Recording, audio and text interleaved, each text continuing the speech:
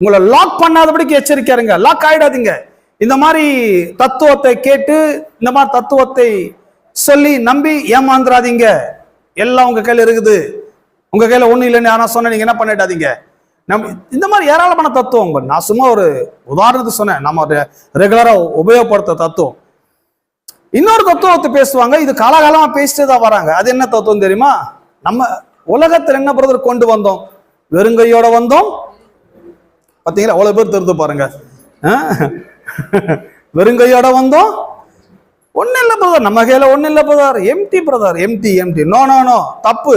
அந்த மாதிரி தத்துவத்தை நம்பாதீங்க. யாரோ ஒருத்தன் தெரியாம அவன் பான்னு சொல்லிட்டு அவன் போயிட்டான். ஆனா அவன் தத்துவம் எனக்கு எல்லாரும் உள்ளத்திலும் போய் ஆழமா பதிஞ்சிருக்குது. வெறுங்கையோட வந்தோம் பிரதர், வெறுங்கையோட போறோம். யோபுவை பாரு, தாவீதை பாரு, எல்லாம் வெறுங்கையோட போனாங்க. பைபிள் சொல்லுது